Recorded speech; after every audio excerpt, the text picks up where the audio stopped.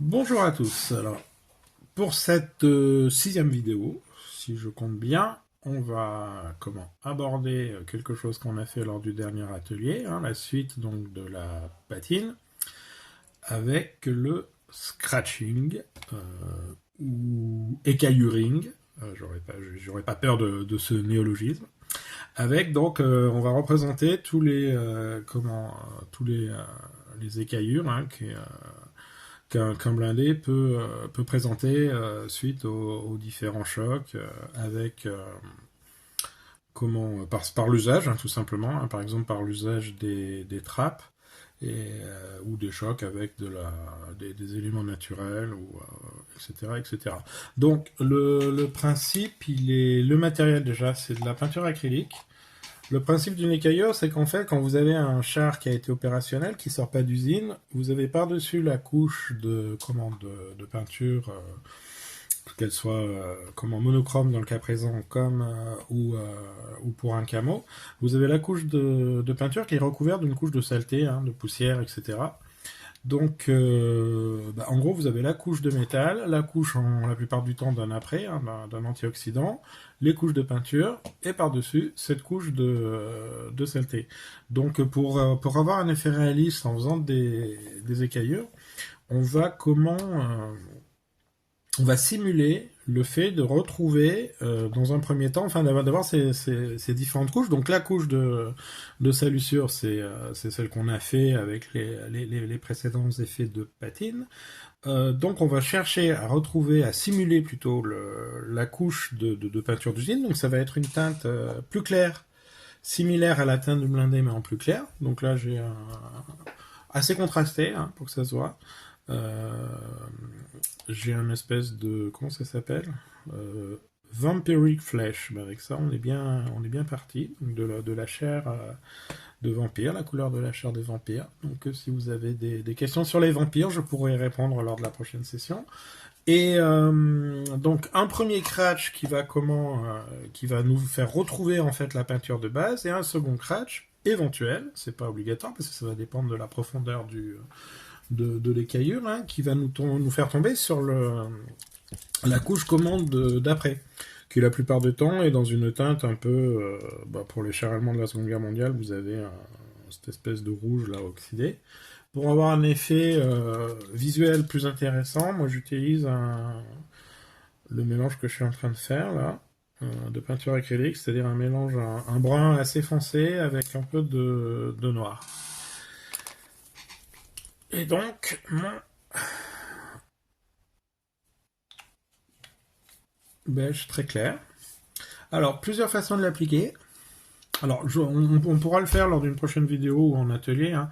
Là, j'aborde pas dans cette session l'usage de ce qui s'appelle le shipping, on continue dans les anglicismes. C'est-à-dire, très concrètement, l'usage de lac pour les cheveux, qui est ensuite décliné dans des flacons par une marque préférée sous le nom de Extra Shipping, Little Shipping, etc. En fait, c'est de la laque à cheveux. Hein. C'est une technique qui est apparue, si mes souvenirs sont bons, dans les années 80. Je crois que c'est vers Linden qui avait trouvé le truc. Donc, on peut aussi, si on veut pas acheter des produits qui coûtent un bras quand on convertit leur prix au litre, acheter tout simplement dans des boîtes style Sephora. Et il existe des petites bombes de laque. Et soit on met cette laque dans un godet d'aéro, on la pulvérise, on la passe au pinceau sur le modèle, soit on passe directement sur le modèle. Ensuite, on met une couche, et en fait, cette sous-couche de laque a la propriété, pardon, quand on l'humecte, de glisser, et ça permet de faire des écaillures, en général plus grosses que ce que je vais faire là, très réalistes. Ben, on fera ça, on pourra faire une démo lors du prochain atelier.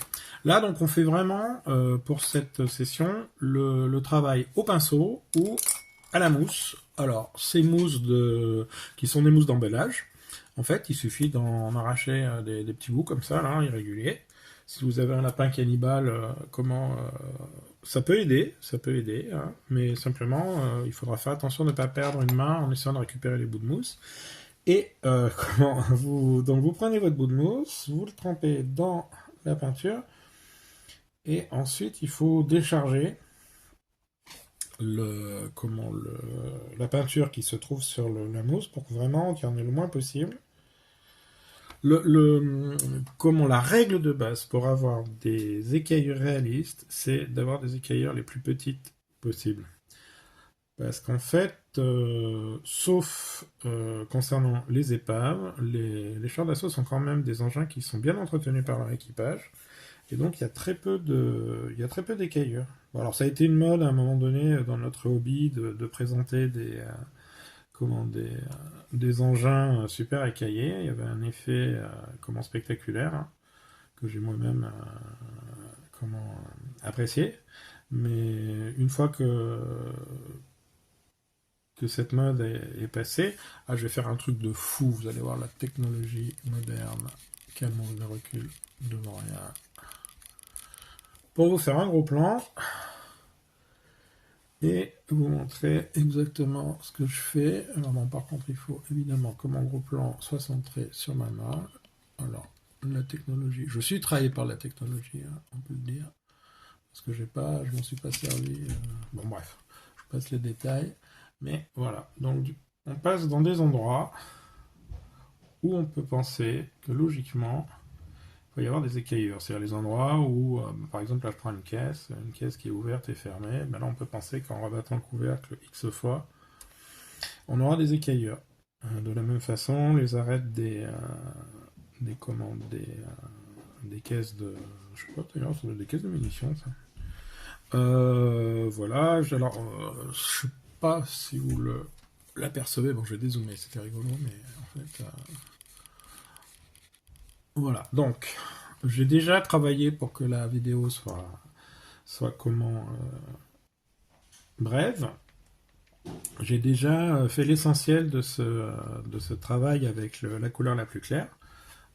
Sur les trappes, pour que ça soit réaliste, de la même façon, euh, on va pouvoir utiliser des bouts de post-it comme ça pour avoir des délimitations bien franches des panneaux qui sont écaillés. Ça c'est un petit truc. Et ça fait son effet en fait au final. Je vous rappelle, hein, que quand on est à cette phase là de la patine, hein, tout est permis. Hein. C'est vraiment, enfin tout est permis. Je veux dire, c'est vraiment l'expression personnelle qui compte. Donc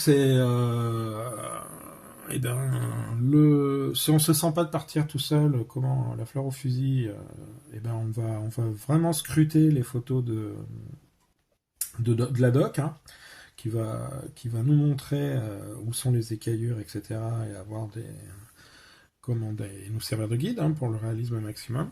Si voilà. Et alors après, donc une fois qu'on a mis cette couleur de base, il y a deux, on peut aussi, et alors ça, là je vous ai montré avec la mousse. L'autre technique, c'est prendre un pinceau fin. Alors évidemment, le pinceau que je m'étais préparé n'est pas assez fin. Voilà. Et on va faire une belle sur une des jupes là. Histoire de vous montrer comment ça fonctionne. Voilà, donc c'est aussi c'est très réaliste et c'est très précis de le faire au pinceau. Alors en revanche, il faut avoir la main sûre, quoi. Donc il faut s'entraîner avant, il faut peindre, etc. Voilà. Ensuite, on attaque avec la peinture, la teinte, pardon, plus foncée. Voilà. Et on va mettre les éléments plus fins au centre de ce qu'on vient de faire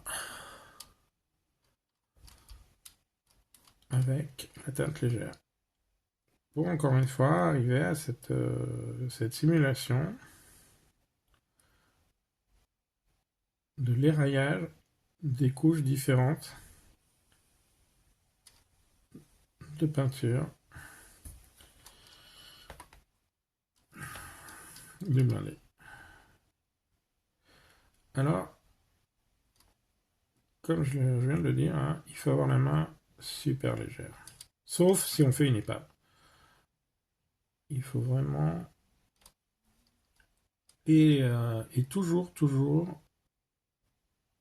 comment poser les écaillures à des endroits, logiques, entre guillemets.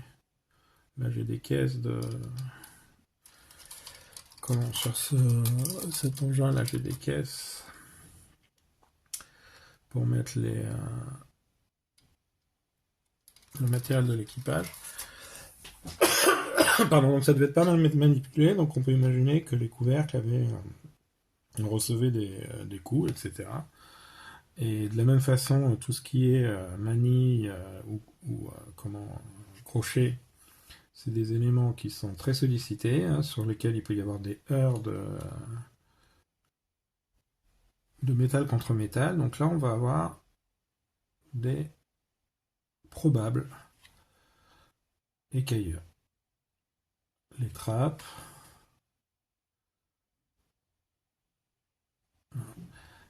Alors, comme je crois l'avoir déjà dit dans les vidéos précédentes, pour tout ce qui est patine, hein, il vaut mieux avoir la main super légère et puis revenir que l'inverse. Une fois qu'on a, bon, alors même si on travaille toujours sur le vernis brillant, hein, ce qui fait que on peut dans le pire des cas décider de tout effacer. C'est quand même plus facile et moins long, surtout, de passer plusieurs couches légères et d'arriver au résultat qui nous convient, plutôt que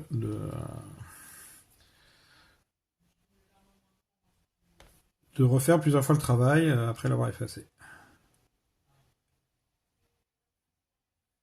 Voilà, là pareil, les garde-boue, tout ça, a priori, c'est des secteurs qui reçoivent des coups. Voilà. C'est assez long, faut prendre son temps, donc je vais pas vous faire tout le char là lors de cette vidéo. Je vous ai simplement montré le principe de base.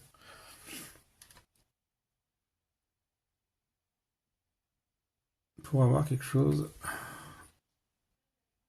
de réaliste. Donc ça c'est au pinceau, méthode plus simple, hein. Enfin plus simple, plus précise. Et plus précise, donc qui permet de bien doser. Après on peut utiliser de la mousse. Donc un autre morceau de mousse qu'on va tremper dans notre mélange foncé. On peut même faire le mélange avec la mousse. Ah, je me rends compte que... Voilà. Donc on enlève le maximum de peinture. Attendez, je vais essayer de le mettre quand même voilà, dans le champ. On enlève le maximum de mousse en déchargeant sa mousse pour garder voilà, le minimum, pour pas avoir des effets trop importants. Et là, je vais vous le faire ici. Tac.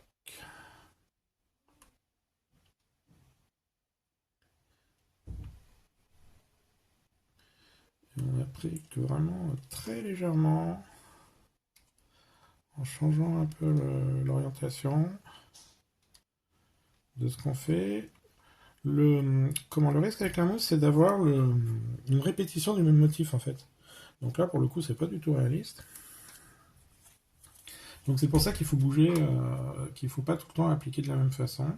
Parce que sinon, on se retrouve vraiment avec un effet qui est pas terrible.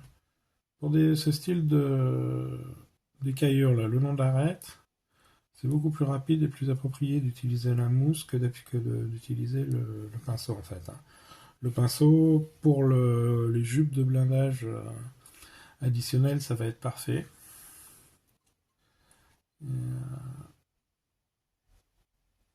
Voilà, donc en ayant la main vraiment très légère,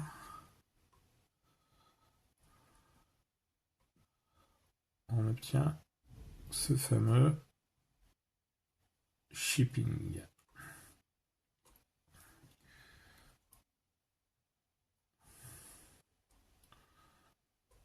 Là, celui-là, c'est un. Bah, j'en ai parlé lors de la dernière commande vidéo, hein. Ce centurion, c'est un centurion de la guerre de Kippour, euh, qui a combattu sur les hauteurs du Golan de façon très violente, hein. C'est une bataille de blindés connue dans l'histoire. Donc, on peut imaginer qu'il a souffert sur des véhicules. Donc, comme je l'avais dit lors de la dernière vidéo, voilà, les manies par exemple des câbles, ça c'est des endroits qui sont bien sollicités. Le coffre de la radio pour l'infanterie également. Voilà, donc je crois que je vais m'arrêter là dans un premier temps. Ah, une boucle, une manie supplémentaire. Je vais m'arrêter là dans un premier temps. Et puis, comme toujours pour la patine, je reviendrai dessus demain, pour voir s'il faut en rajouter, pour voir si...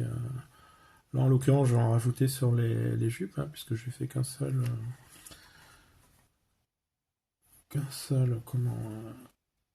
éraflure. Bon, alors après, c'est sur le Golan. Là, par exemple, démonstration du fait que j'en ai trop posé ici, donc toujours pareil, hein, pour les repentir, vous prenez un coton-tige humide et vous effacez la bêtise que vous venez de faire. Donc voilà, je disais, si pas tout faire en une passe en fait, hein, y aller doucement et revenir le lendemain, le surlendemain, pour corriger éventuellement. Il vaut mieux en rajouter que d'avoir en enlevé. Voilà pour cette vidéo sur la pose des écaillures. Je vous souhaite de bien vous amuser en faisant la même chose. A plus tard.